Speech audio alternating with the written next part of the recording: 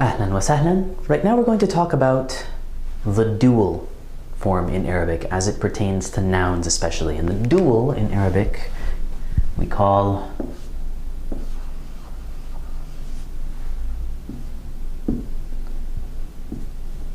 al-muthanna.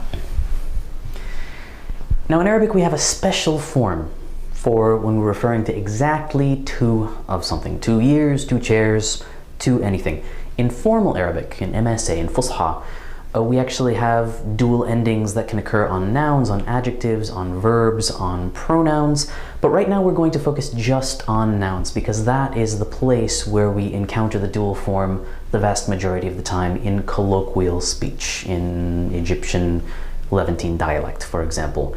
So if we want to refer to a couple of something, exactly 2 of something, in Shami or Masri, we add the suffix ayn to whatever the noun is that we're referring to. So if we have one student, we would say talib. And if we wanted to refer to exactly 2 students, we would say talibain. 1 girl, bint. Exactly 2 girls, bintain. If we have a ta marbuta, for example, if we're talking about a library,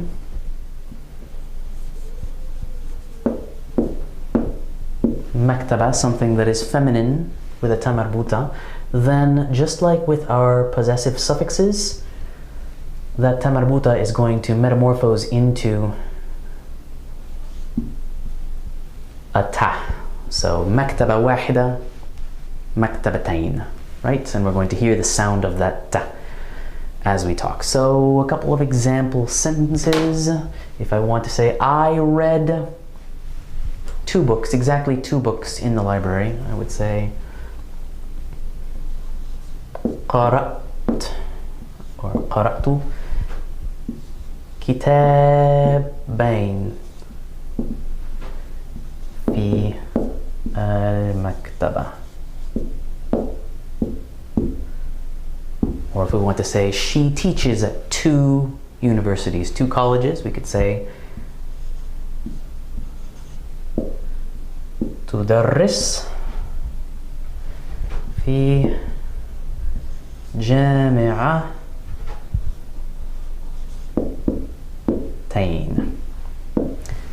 like so.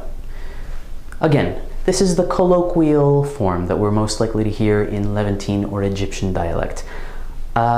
In Fusha, we have 2 versions actually. We have one if the dual is the subject of a sentence, and another if what we're referring to is a direct object or indirect object of a verb or a preposition. So just as an example, if we wanted to say, for some reason, they are 2 students who are studying 2 languages, I would say هما طالبان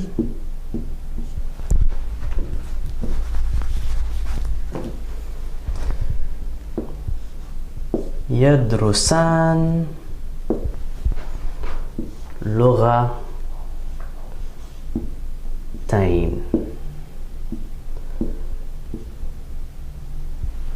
So here we have huma, the dual form of the pronoun.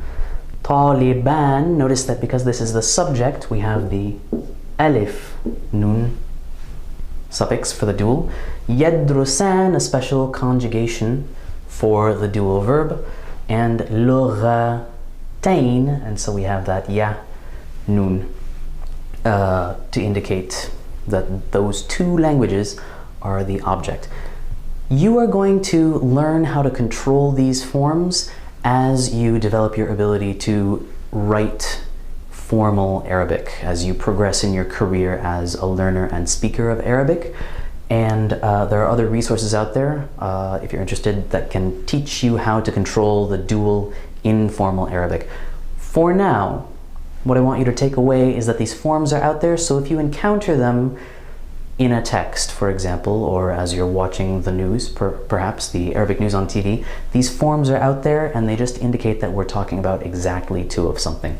In colloquial speech, once again, we really usually encounter the dual form as ain in Masri or Shami, and usually only tacked onto the end of nouns to refer to exactly two.